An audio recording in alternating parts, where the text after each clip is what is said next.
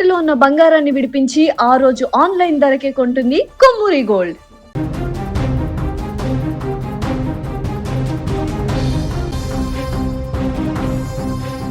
తుని 2 ఏళ్ల చిన్నారి మిస్ అయి నేటికి 18 రోజులు కావస్తుంది. అయినా ఎలాంటి క్లూ కానీ ఆధారాలు కానీ పాప ఆచూకీ కానీ లభించలేదు. కానీ ఇప్పుడు ఈ కేసులో ఒక బిగ్ అప్డేట్ అయితే కనిపిస్తుంది. ఈ కేసులో కీలకంగా మారినటువంటి ఆ పెంపుడు శునకం ఆ యొక్క పోస్ట్ మార్టం రిపోర్ట్ మరో 2 రోజుల్లో ఇప్పుడు రాబోతుంది. అయితే ఇప్పటికే చిన్నారి మిస్సింగ్ అయి దాదాపు 18 రోజులు గడుస్తున్న ఇంతవరకు ఒక చిన్న క్లూ కూడా దొరకపోవడంతో ఆ యొక్క కుక్క పోస్ట్ మార్టం రిపోర్ట్ కీలకంగా మారింది. అప్పటి వరకు యాక్టివ్గా ఉన్నటువంటి ఆ పెంపుడు శునకము అది అనుమానాస్పదంగా మృతి చెందినటువంటి ఘటన నేపథ్యంలో దానికి పోస్ట్ మార్టం కూడా నిర్వహించారు.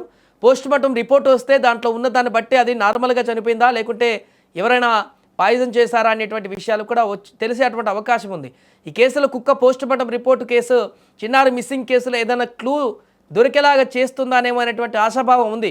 కుక్క చనిపోయిన తర్వాత పోస్ట్ మార్టం రిపోర్ట్ చేసి దాన్ని వైజాగ్లోని వరుణ్ ల్యాబ్కు పంపించారు. అయితే అక్కడి నుంచి మళ్ళీ విజయవాడకు పంపారు. మరోవైపు జ్ఞానేశ్వరి బంధువులు కూడా ఇప్పటికే కన్నీరు మున్నీరుగా విలపిస్తున్నారు. 18 రోజులు అవుతుంది తమ పాపను అప్పగిస్తే తమకు ఉన్న ఇల్లుతో పాటు 8 సెంట్ల భూమిని కూడా ఇస్తామంటూ భావోద్వేగానికి గురైపోతున్నారు. వాళ్ళు 18 రోజులు అవుతుంది, తల్లడిల్లిపోతున్నారు ఆ తల్లిదండ్రులు. రేపు వస్తుంది, ఎల్లుండి వస్తుంది, మరికొన్ని గంటల్లో వస్తుందంటూ వారు 1000 కళ్ళతో ఎదురు చూస్తూనే ఉన్నారు 18 రోజుల నుంచి. కనీసము రావడం విషయం పక్కన పెడితే పాప బ్రతికే ఉంది, సో అండ్ సో ఇక్కడ ఉంది, దానికి సంబంధించిన ఆచూకీ కూడా ఏమాత్రం లభించకపోవడం అనేది వారిని మరింతగా కలవరానికి గురి చేస్తున్నటువంటి పరిస్థితి.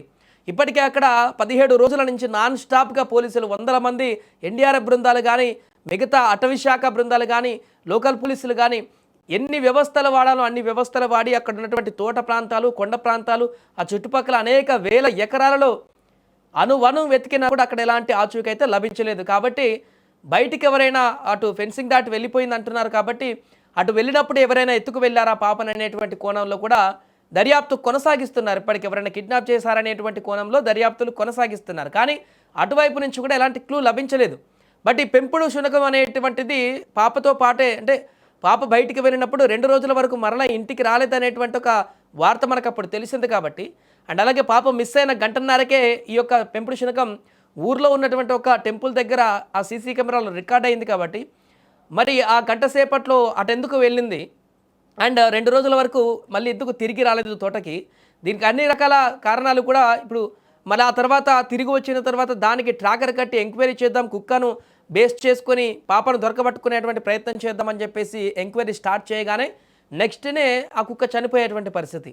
ఇవన్నీ కూడా ఇంటర్లింక్గా లేకుంటే ఎవరైనా కావాలని వాంటెడ్లా చేస్తున్నారనేటువంటి అనుమానాలను కలగదీస్తున్నాయి.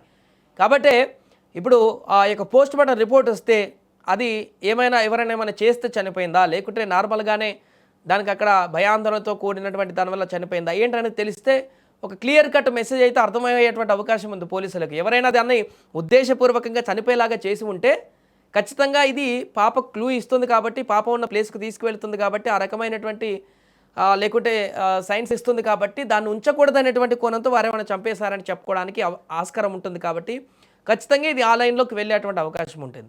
అందుకే పోస్ట్ మార్టం రిపోర్ట్ ఎప్పుడు వస్తుందా అని కూడా మొదటి నుంచి కూడా ఆసక్తిగా ఎదురు చూస్తున్నారు. ఎట్టకేలకు అప్డేట్ అయితే కనిపిస్తుంది. విశాఖలో ఉన్నటువంటి ల్యాబ్లో ఆల్మోస్ట్ రిపోర్ట్స్ పూర్తయిపోయినట్టుగా తెలుస్తుంది. 2 రోజుల్లోనే కుక్కకు సంబంధించిన పోస్ట్ మార్టం కూడా బయటకు వచ్చేటువంటి అవకాశం కూడా కనిపిస్తుంది. అండ్ ఇప్పటికే టెక్నికల్గా ఇంకా కేసుని చాలా స్పీడప్ చేశారు. మాన్యువల్గా ఇప్పుడు ఆ తోట ప్రాంతాల్లో, కొండ ప్రాంతాల్లో గతంలో లాగా 100 మంది పోలీసులతోటి గాలింపు చర్యలు చేపట్టకుండా టెక్నికల్గా కిడ్నాప్ అయిందా లేకుంటే బయటికి వెళ్ళిందా ఎక్కడికి వెళ్ళిందా అనేటువంటి అన్ని రకాల ఇన్వెస్టిగేషన్ అయితే ఇంకా పోలీసులు కొనసాగిస్తున్నారు. పాప ఆచూకీ అయితే ఇప్పటి వరకు తెలియలేదన్న. మాకైతే ఏ జంతువులు కూడా తినేయాలని చెప్పేసి మేము అనుకోవట్లేదు. ఒకవేళ అలా తినుండిలా ఉంటే గవర్నమెంట్ అంతా ఇక్కడే ఉన్నదన్న. ఆ గవర్నమెంటే పట్టుకుంటారన్న. ఒక పాప బట్టలన్నా దొరుకుతాయి, ఒక ఎముకన్నా దొరుకుతుంది. పోలీసు వారు గవర్నమెంట్ అదే ఎంక్వైరీ కుక్కలు కూడా వచ్చాయి. ఆ కుక్కలు కూడా చెక్ చేసాయన్న. ఏమీ ఆచూకీ దొరకలేదన్న. మీడియా మీ మీ మీడియా వాళ్ళు కూడా కొంతమంది తప్పుడు ప్రచారం చేస్తున్నారన్న. ఆ తప్పుడు ప్రచారం కొంచెం తగ్గించన్న. చేతులెత్తి నమస్కారం పెడతామన్న. ఆ ఎవరో స్వామీజీ అంట అన్న. ఆ స్వామీజీకి మీరు తెలిసేలాగా ఈ గవర్నమెంట్ ఎవరైతే డీజీపీ పవన్ కళ్యాణ్ గారు ఉన్నారో, నారా చంద్రబాబు నాయుడు గారు ఉన్నారో వీళ్ళందరికీ తెలిసేటట్టుగా మీరు చేయండి అన్న.